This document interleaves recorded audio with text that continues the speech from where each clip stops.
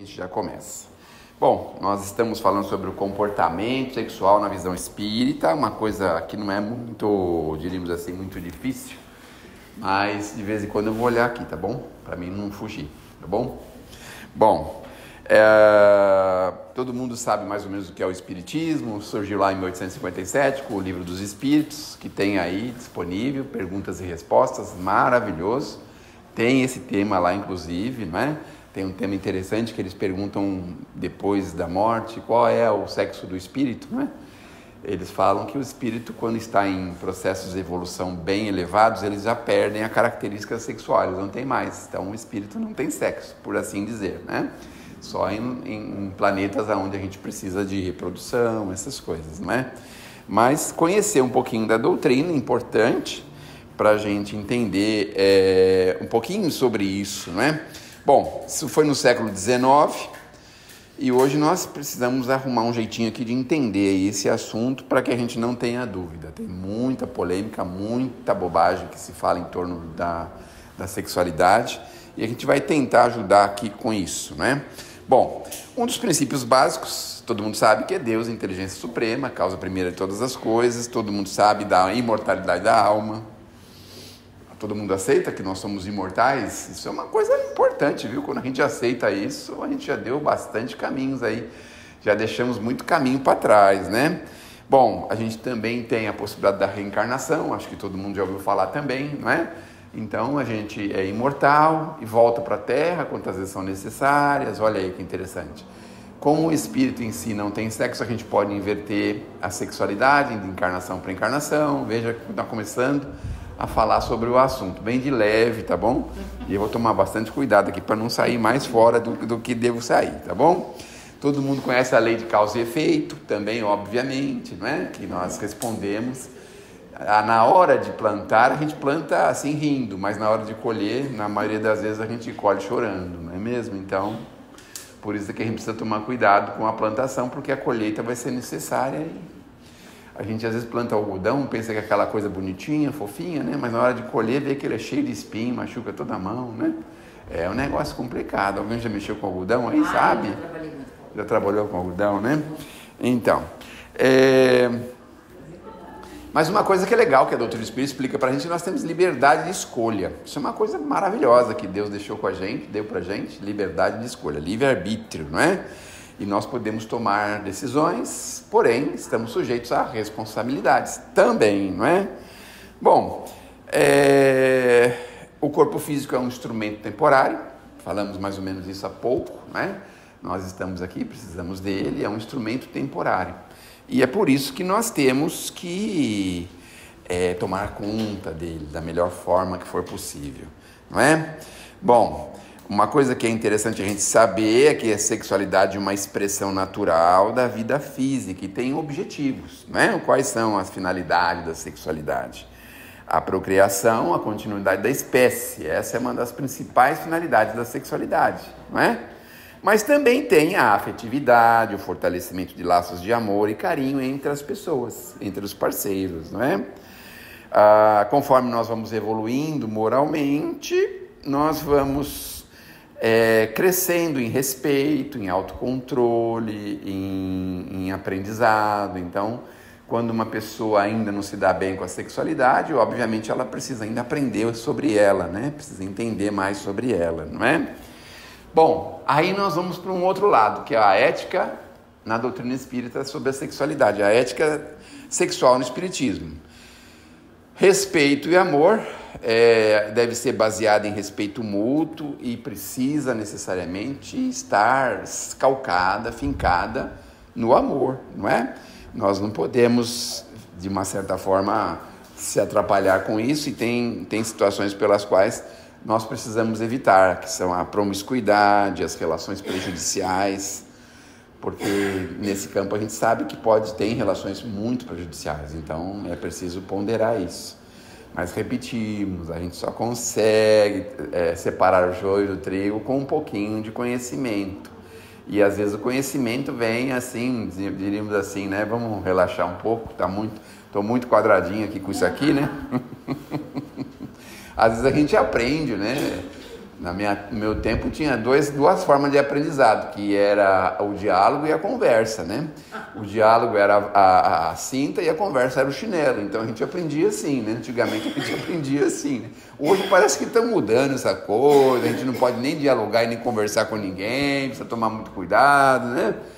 Então hoje a gente não tem mais isso, mas no sentido de que a gente precisa evitar acréscimos de responsabilidades. Isso é o que a gente precisa aprender a evitar, né? É um cuidado que nós temos que ter, mas aí ponderamos de novo. O Espírito só toma iniciativas dessa natureza quando ele está preparado. Quando ele não está preparado, é assim, não é? A gente vê qualquer terreno aí, planta qualquer coisa. Aí depois fala, você que vai colher. Mas eu não sabia que eu ia ter que colher, e aí a gente tem que colher, né? Plantou, tem que colher, não tem jeito. Isso é uma das coisas importantes para a gente passar para aquelas pessoas que a gente ama, os nossos filhinhos, as pessoas que estão vindo aí, os nossos netinhos, que aqui na vida a gente tem liberdade de fazer tudo que a gente quiser, só que a gente tem a responsabilidade de colher, né? Então a gente planta e colhe, ou seja, a gente vai ter que receber de volta tudo aquilo que a gente fez para as pessoas que nós convivemos, tá certo? Bom, as relações baseadas apenas no prazer podem gerar problemas encarnatórios, olha só, isso é um problema, né? Aí nós estamos falando das responsabilidades, fidelidade, compromissos, valorização do casamento e das relações estáveis como um ambiente de crescimento espiritual. Então, a gente precisa entender que nós precisamos crescer em todas as direções, não é? Temos que ter o equilíbrio.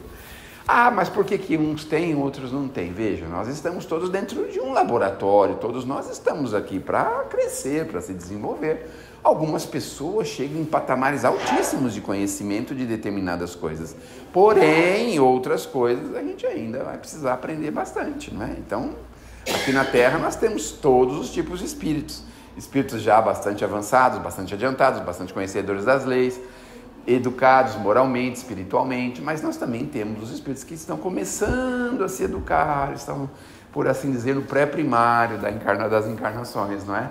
É por isso que a doutrina espírita fala do respeito, da paciência, da tolerância, não é? Daqui a pouquinho eu vou dar algumas consequências que os espíritos falam pra gente e algumas dicas de livros que falam muito sobre esses assuntos, não é? Bom, tem o problema dos desequilíbrios e os vícios. Isso gera obsessões, problemas de natureza espiritual, não é? Porque vocês sabem que nós não estamos sozinhos. A gente tem essa certeza? De vez em quando a gente pensa que está sozinho, né? Mas não está não, viu? Nós estamos sempre sendo monitorados, acompanhados. E aí vai depender de quem que nós estamos trazendo para a nossa companhia, né? Porque a gente pode trazer espíritos interessados em crescer, mas espíritos também interessados em ficar do mesmo jeito, não é? Aqui na Terra não é assim, os nossos amigos. A gente pode escolher os tipos de amizades que a gente tira, né? Que a gente faz na escola. Na escola, então a gente vai ficar com os vagabundos, vai ficar com aqueles que estudam, que querem crescer, querem se desenvolver. Com quem que a gente vai se relacionar? A gente pode escolher, né? Então, também na vida, a gente também pode escolher os espíritos que vão estar com a gente. E normalmente eles se ligam com a gente de acordo com a forma que nós pensamos, de acordo com a forma que nós agimos, de acordo com a forma que nós vivemos. Então não precisa de muita coisa, eles são atraídos para a gente nesse sentido, de acordo com a forma que nós vivemos e de acordo com a forma em que nós pensamos. Então, basta, com quem que nós estamos andando? Aí vem o desafio, né? Então a gente às vezes vem aqui fazer uma consulta e o consulente lá fala, precisamos de evangelho, né? Quando o negócio está preto, eles falam, precisamos de evangelho. Quando ele fala que precisa de evangelho, aí lascou, viu, gente? O negócio está feio, hein? Mas aí é assim, né? A gente vem aqui e fica pensando, mas quem será que ele está vendo? Como será que ele está vendo? Não precisa de muito, é só a gente pensar como que a gente vive, qual o ambiente que a gente vive, não é? Com o tipo de coisa que a gente vive, as coisas que a gente pensa, é só a gente pensar nisso. Gostamos de falar mal dos outros, gostamos de pichar, gostamos de fazer e acontecer. Vamos estar com pessoas, com espíritos dessa natureza. Estamos interessados em crescer, queremos trabalhar no bem, queremos praticar o bem, praticar a caridade, queremos conhecer, queremos aprender. Obviamente estamos com espíritos também interessados nisso, então não é muito difícil, né? Da gente entender. Bom, Aí nós vamos falar um pouquinho de um dos assuntos mais delicados da noite, que é a diversidade sexual. Esse aí eu acho que o tema era, todo mundo pensou assim, ele já vai começar a falar disso. Você viu que eu enrolei bastante para chegar nisso, né? Você queria chegar nisso, né? Então, aqui na Casa Espírita nós falamos, né? É o respeito a todas as condições, todas as formas, todas as orientações. Porque aqui, na verdade, é uma escola de almas. A Casa Espírita é uma escola de almas. Como é que a gente vai rejeitar a escola uma pessoa que está querendo aprender sobre espiritualidade? A gente não pode. E outra, essas pessoas precisam sentir acolhidas, precisam estar com a gente, precisam chegar até nós, precisam estar com a gente. Então não adianta a gente achar que, por causa disso, isso, aquilo. Não, temos que acolher, temos que respeitar e temos que nos ajudar uns aos outros, porque é para isso que nós estamos na Casa Espírita. A gente não está na Casa Espírita para ficar milionário, né? Alguém veio aqui com esse objetivo? Não, né? É assim, saber os números da loteria, essas coisas? Não, né? Queria saber, é? Então no final eu posso falar, dar umas dicas de números para vocês. É de 1 a 100, até que número que é a loteria? É de 1 a 60, não é? São só 5 números? É facinho, eu dou 5 números facinho. De 1 a 60. Sim, tem que escolher 5 números? Isso é fácil, eu dou para vocês aqui facinho. Aqui facinho, aí todo mundo vai lá e joga o dinheiro fora lá. Bom, a questão da educação sexual, nós precisamos também tomar cuidado e precisamos pensar nela desde cedo. Isso é uma coisa que dificilmente a gente faz. Nós que temos cabelinho branco vivemos uma era em que os nossos pais tinham dificuldade de conversar com a gente sobre esse assunto, não é? Ainda hoje tem dificuldade. Olha, tenho neto, tenho filho. Eu fico meio constrangido quando tenho que tocar nesse assunto. Aí eu falo com a sua mãe, com a sua irmã. Ainda bem que eu tenho filha de 35, tenho a minha mulher, não é? Tem a avó, tem a sogra. Então, né, a gente escapa, mas é preciso conversar sobre isso de uma forma equilibrada. E além do que, veja que interessante, né? A gente precisa dar uma informação clara e alinhada já desde cedo. Dizer, por que nós estamos aqui? Para que tem esses objetivos, não é? Quer dizer, o objetivo de procriação, tem o objetivo de afeto, de carinho, mas tem que ter um sentimento no meio disso tudo, porque se não tiver, a coisa vira uma bagunça, como a gente vê hoje, né? Uma espécie de bagunça onde as pessoas não sabem o que fazem, obviamente. Porque se soubessem, já pensaram a gente dormir e acordar e não reconhecer o corpo que tem? Já pensaram a dificuldade que é? Já pensaram nisso? É mais ou menos o que acontece. A gente abusa num determinado sexo e depois a gente dorme e acorda, ou seja, reencarna e você não se reconhece naquele corpo. Você acha que aquele corpo não é o seu. Olha que coisa, que drama que é.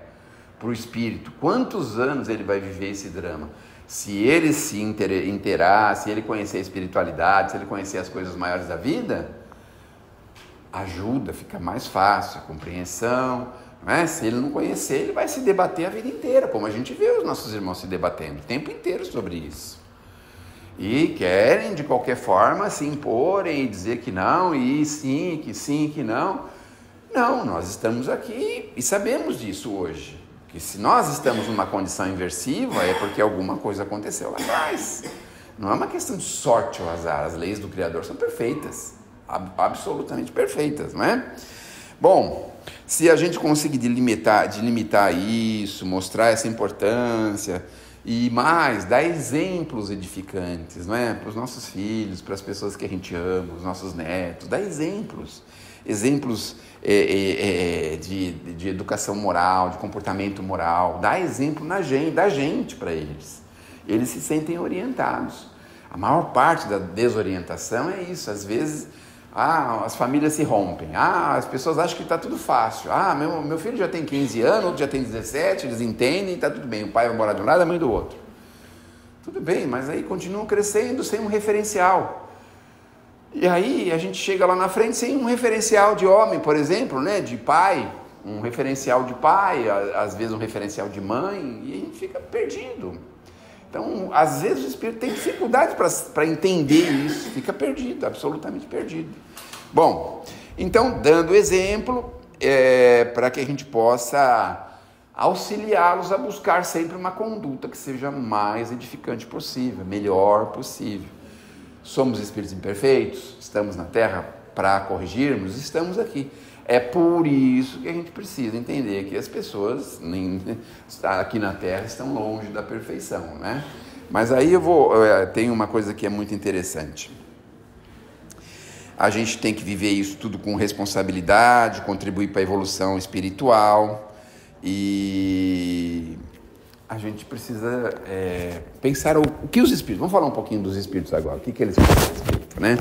Bom, o Emmanuel tem uma colocação que é muito interessante. Qual que é a colocação do Emmanuel? Todos nós aqui na Terra estamos em uma dessas três situações.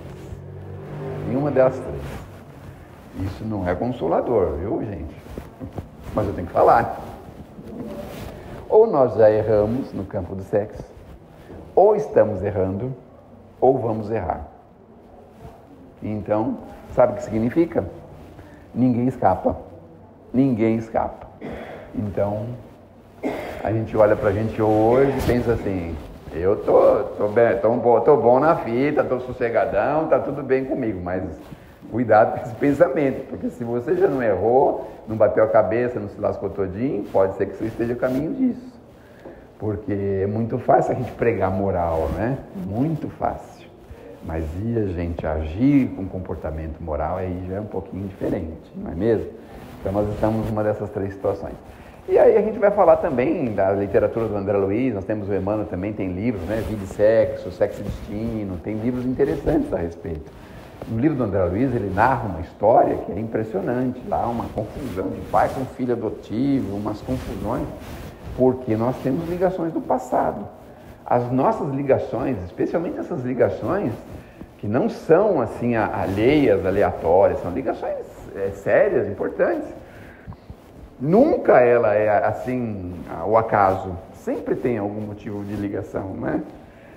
Então, é por isso que a gente precisa estar bem atentos, porque essas ligações aqui vão trazer para a gente consequências e possibilidades. Se a gente conseguir vencer, a gente está aí diante de um caminho maravilhoso. Mas se a gente bater a cabeça, a gente tem que repetir a experiência. Então, por exemplo, a gente tem uma outra questão que é interessante. Jesus fala no Evangelho sobre 3 condições do espírito que chega na Terra como eunuco. O que significa um eunuco? Aquele espírito que não tem atividade sexual, que não pode ter ou não tem.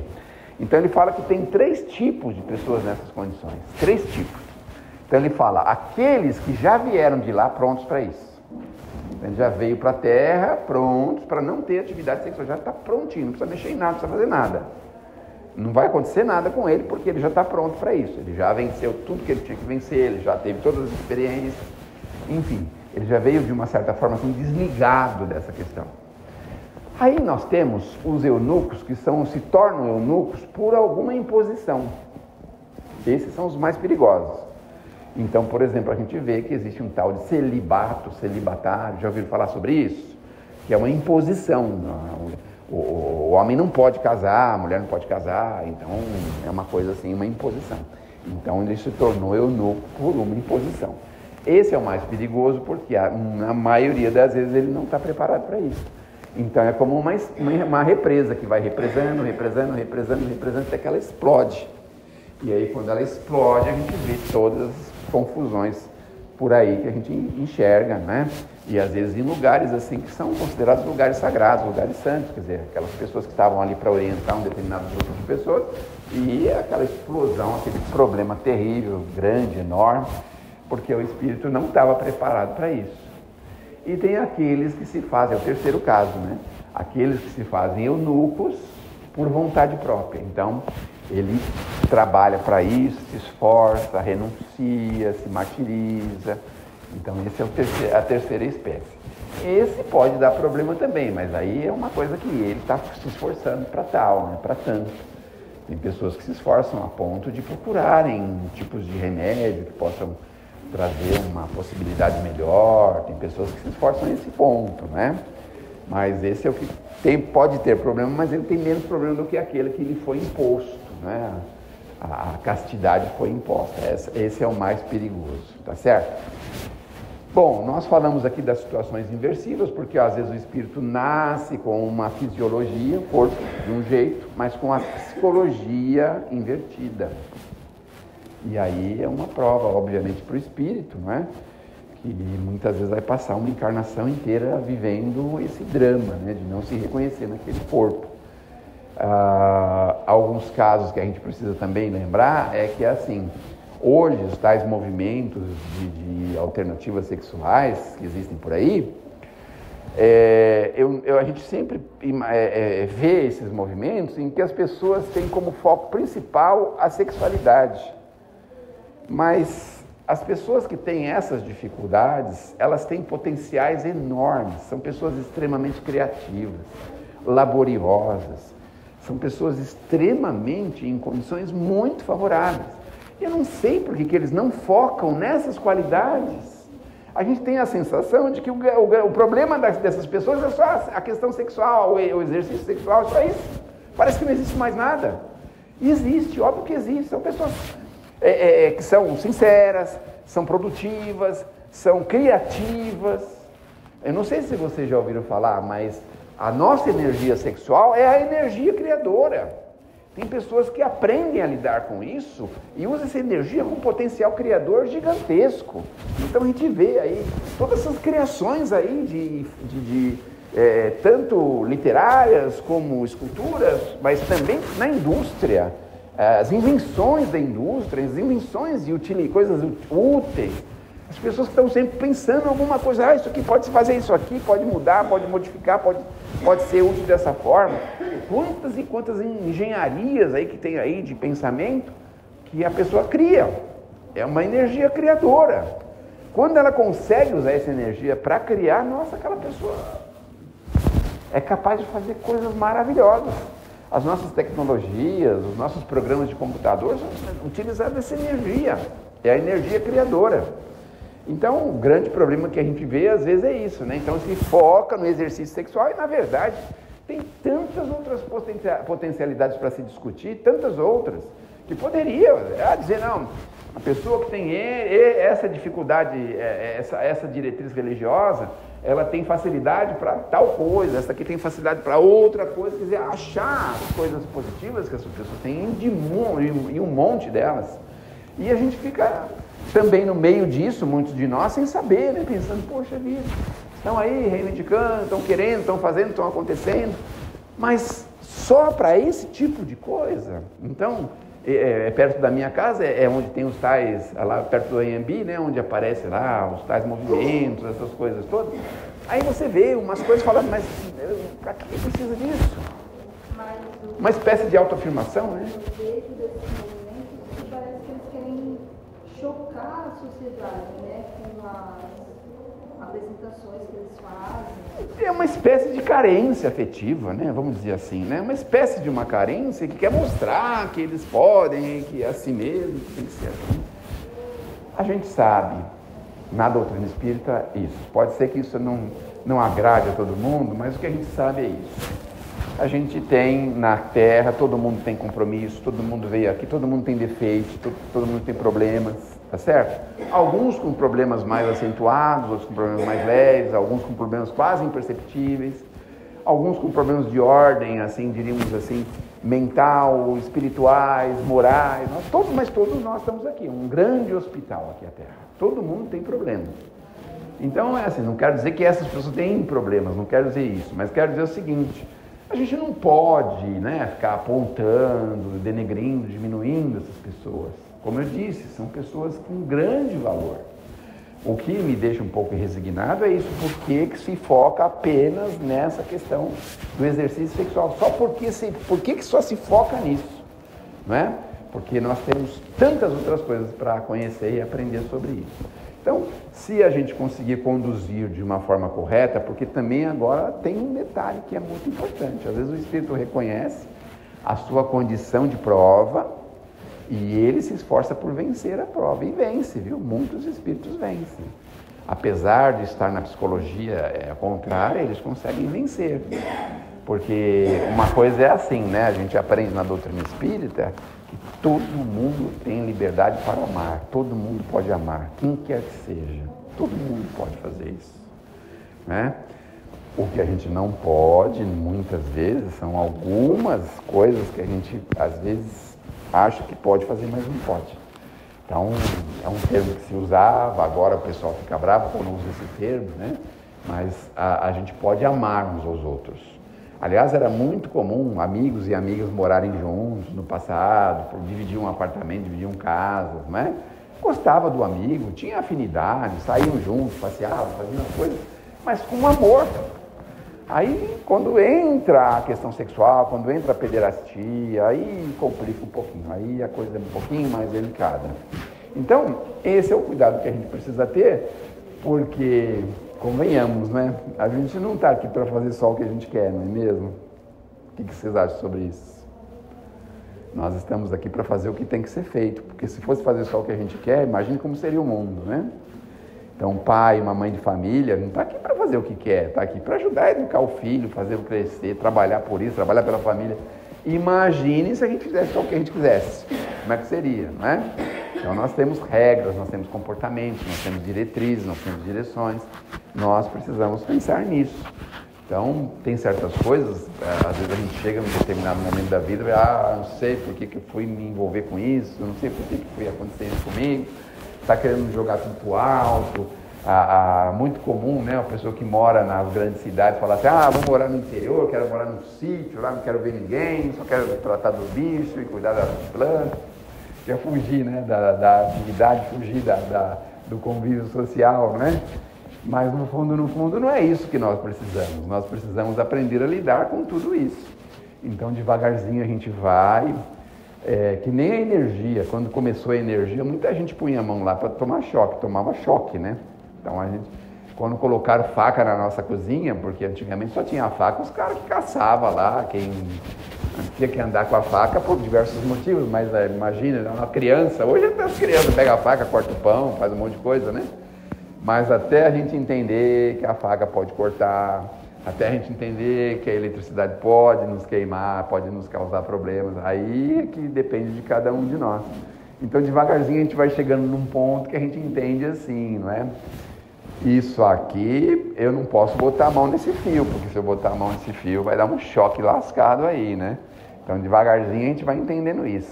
Então, de vez em quando a gente é teimoso, né? Põe a mão lá.